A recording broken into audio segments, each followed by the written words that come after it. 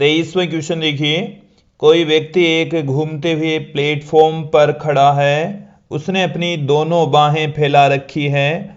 उनमें से प्रत्येक में 5 किलोग्राम भार पकड़ रखा है। प्लेटफॉर्म का कोणीय चाल 30 चक्कर प्रति मिनट है। फिर वह व्यक्ति बाहों को अपने शरीर के पास ले आता है, जिससे घूर्णन अक्ष से प्रत्येक भार की दूरी 90 सेंटीमीटर से बदल कर 20 सेंटीमीटर हो जाती है।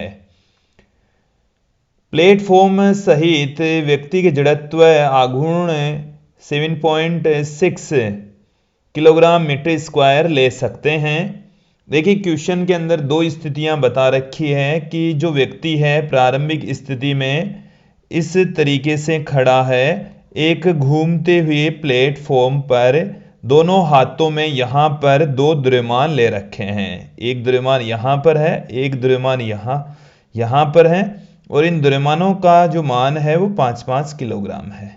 ये घूमता हुआ प्लेटफॉर्म है, इस तरीके से घूम रहा है, व्यक्ति ये खड़ा है। यहां की जो डिस्टेंस है, पहले जो डिस्टेंस है वो 90 सेंटीमीटर है, और जब ये जो व्यक्ति है, दूसरी जो स्थिति है वो देख लेंगे। दूसरी स्थिति के अंदर ये अपने हाथों को सिकोड़ लेता है। जब ये अपने हाथों को सिकोड़ता है तो इनकी जो डिस्टेंस है, अब इसकी घूर्णन अक्ष से जो दूरी है वो 20 सेंटीमीटर ही रहती है। मतलब ये इसकी घूर्णन अक्ष है, ये इस अक्ष के रेस्पेक्ट घूर्णन गति कर रहा है। तो यहां से यहां तक की जो डिस्टेंस है, यहां से लेकर यहां तक की डिस्टेंस ये अब 20 सेंटीमीटर रह जाती है। देखिए इस क्वेश्चन के अंदर हमें इस प्रत्येक जो पार्टिकल है इसका द्रव्यमान हमें दे रखा है 5 किलोग्राम। इसके साथ में इसकी प्रारंभिक जो चाल है, कोणीय चाल है, वो हमें दे रखी है। इसका मतलब हमें आवर्ती, प्रारंभिक आवर्ती दे रखी है 30 चक्कर प्रति मिनट। 30 चक्कर प्रति मिनट, इसको यदि हम सेकंड में कन्वर्ट करें तो वो हमारे पास में आ जाएगी 30 गुणा में 30 चक्कर पर बट्टे में 60। ये अब सेकंड में कन्वर्ट हो गई है। इसे हम 1/2 चक्कर प्रति सेकंड भी कह सकते हैं। 1/2 चक्कर प्रति सेकंड भी इसको कहा जा सकता है। इसके साथ में हमें इस निकाय का, प्लेटफॉर्म सहित व्यक्ति का जो जड़त्व आघूर्ण है I, वो हमें 7.6 किलोग्राम इंटू मीटर स्क्वायर बता रखा है। इसके अंदर इस स्थिति में जो जड़त्व आघूर्ण है इसको हम I1 से पुट करेंगे, और इस स्थिति में जड़त्व आघूर्ण को I2 से पुट करेंगे। तो यहां पर आप देखेंगे कि I1 जो जड़त्व आघूर्ण है वो किसके तुल्य होगा। I1 जड़त्व आघूर्ण व्यक्ति के जड़त्व आघूर्ण प्लस इन दोनों पिंडों के जड़त्व आघूर्ण। ये हमारे पास में 5 किलोग्राम का है, ये हमारे पास में 5 किलोग्राम का है। तो I प्लस में 2 पिंड है इसलिए 2m, और ये वाली जो डिस्टेंस है 90 सेंटीमीटर, इसको मैं R1 कह दूं तो R1 बराबर हमें 90 सेंटीमीटर बता रखा है। तो 2m R1 स्क्वायर के बराबर होगा। I2 बराबर I, दूसरी वाली स्थिति में जड़त्व आघूर्ण I प्लस में 2m R2 स्क्वायर होगा। I1 और I2 हमारे पास में है। I की वैल्यू हमें दे रखी है, m दे रखा है, R1 तथा R2 दे रखे हैं। अब हमें क्या ज्ञात करना है कि हमें दूसरी स्थिति में, इस स्थिति में उसका नया कोणीय वेग क्या है। इसका मतलब हमें दूसरी स्थिति के अंदर ω2 ज्ञात करना है। हम F2 भी यहां पर ज्ञात कर लेंगे, क्योंकि हमें कोणीय जो चाल है वो चक्कर प्रति मिनट में दे रखी है। इसका मतलब आवर्ती की वैल्यू हमें ज्ञात करनी है। इस पूरी प्रक्रिया के अंतर्गत घर्षण की उपेक्षा करनी है। तत्पश्चात यहां पर कोणीय संवेग संरक्षित रहेगा। तो कोणीय संवेग संरक्षण नियम से, कोणीय संवेग संरक्षण नियम से, कोणीय संवेग संरक्षण नियम क्या कहता है, देखिए कोणीय संवेग संरक्षण नियम कहता है कि प्रत्येक स्थिति में जो कोणीय संवेग है वो संरक्षित रहता है।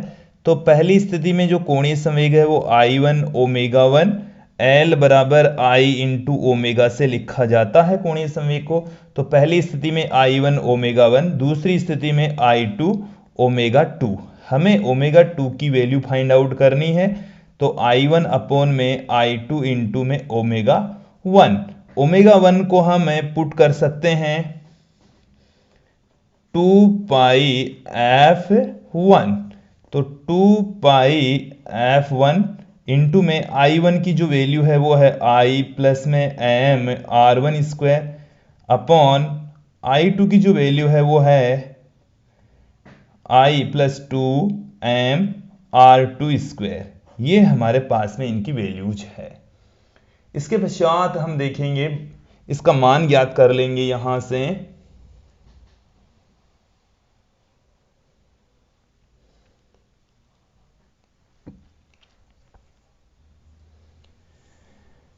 इन सब की वैल्यू पुट कर देंगे हम यहां पर।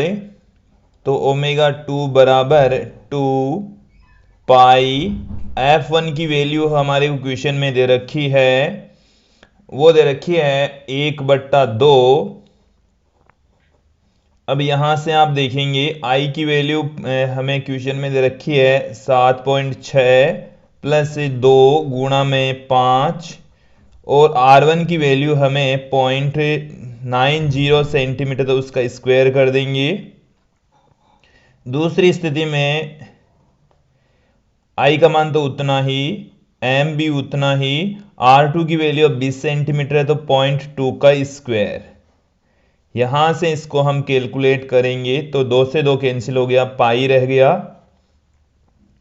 ये 7.6 प्लस, अब देखिए यहां से 10 आ गया, 0.9 को 0.9 से गुणा करेंगे तो 0.81, उसको जब 10 से गुणा करेंगे तो 8.1 आ गया। यहां से 7.6 प्लस 0.2 को 0.2 से गुणा करेंगे तो 0.04 और जब उसको 10 से गुणा कर देंगे तो 0.4। यहां से पाई, इसको जोड़ेंगे तो 15.7, इसको हम यहां से जोड़ देंगे तो यह आ गया 8। ये हमारे पास में वैल्यू निकल कर आ रही है। ओमेगा 2 बराबर, ओमेगा 2 का मान निकल कर आ रहा है और ओमेगा 2 को हम लिख सकते हैं 2 पाई f2। तो यहां से f2 बराबर, इसमें भी 2 पाई का भाग लगा देंगे। तो 2 पाई का जब भाग लगाएंगे तो पाई से पाई कैंसिल हो गया। चलिए मैं एक बार इसको पुट कर देता हूं एज इट इज। 2 पाई का भाग लगाएंगे तो पाई से पाई कैंसिल हो गया, 2 और 8 हो गया 16, 16 का इसमें भाग लगाएंगे अब तो हमारे पास में f2 की वैल्यू निकल कर आ जाएगी। तो 16 का भाग लगाएंगे तो 144 में चला गया 9 टाइम्स, फिर हमारे पास में रह गया 13 सेंस, तो 130, 8 टाइम्स चला गया 128, फिर आप आगे देखेंगे 8 टाइम्स चला गया, फिर 2 सेंस रह गया, फिर 1, फिर 2 सेंस रह गया तो 1 4 रह गया, फिर उसमें 2, फिर 5। ये हमारे पास में चक्कर प्रति सेकंड, ये आ गया चक्कर प्रति सेकंड आ गया। f2 की वैल्यू हमारे को मिल गई है 0.98125 चक्कर प्रति सेकंड।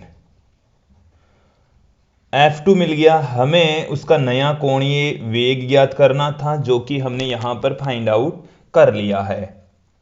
फिर इसके आगे हमें देखिए क्या पूछा है कि क्या इस प्रक्रिया में, आप देखेंगे इस क्वेश्चन का बी पार्ट, कि क्या इस प्रक्रिया में गतिज ऊर्जा संरक्षित रहती है, यदि नहीं तो इसमें परिवर्तन का स्रोत क्या है। तो यहां पर हम गतिज ऊर्जा की बात करेंगे। तो जो गतिज ऊर्जा है, प्रारंभिक गतिज ऊर्जा, प्रारंभिक गतिज ऊर्जा और अंतिम गतिज ऊर्जा का अनुपात यहां पर हम फाइंड आउट करेंगे। तो प्रारंभिक जो गतिज ऊर्जा है वो हमारे पास में है हाफ I1 ओमेगा 1 स्क्वायर, और अंतिम जो गतिज ऊर्जा है वो है हाफ I2 ओमेगा 2 स्क्वायर। तो यहां से हाफ कैंसिल हो गया, और omega 1 upon omega 2, I1 upon I2 एजडीज पड़ा है, ओमेगा 1 अपॉन ओमेगा 2 का होल स्क्वायर आ जाएगा यहां से। तो यहां से देखेंगे ओमेगा 1 अपॉन ओमेगा 2 को आप I2 अपॉन में I1 पुट कर सकते हैं।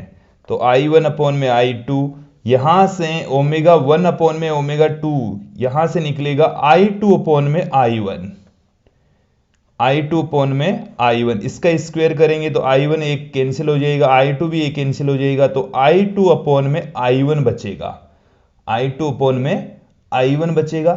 और यहां पर जो I1 है उसमें R1 बड़ा होने की वजह से I1 बड़ा है, I1 बड़ा है I2 से, I1 बड़ा है I2 से। तो जो अंतिम गतिज ऊर्जा है, प्रारंभिक गतिज ऊर्जा और अंतिम गतिज ऊर्जा, तो अंतिम जो गतिज ऊर्जा है वो बड़ी होगी प्रारंभिक गतिज ऊर्जा से। अब ये ऊर्जा आई कहां से, उसके पीछे रीजन ये समझना कि ये जो व्यक्ति है वो अपने हाथों से इन दोनों द्रव्यमानों को अपने शरीर के नजदीक ला रहा है। तो लाने में जो भी काम करना पड़ेगा वही काम है इसके अंदर स्थितिज ऊर्जा के रूप में गतिज ऊर्जा में कन्वर्ट हो जाएगा। तो व्यक्ति द्वारा दोनों पिंडों को अपने शरीर के पास में लाने में किया गया कार्य इसकी गतिज ऊर्जा में वृद्धि कर देता है। व्यक्ति द्वारा पिंडों को अपने शरीर के पास लाने में किया गया कार्य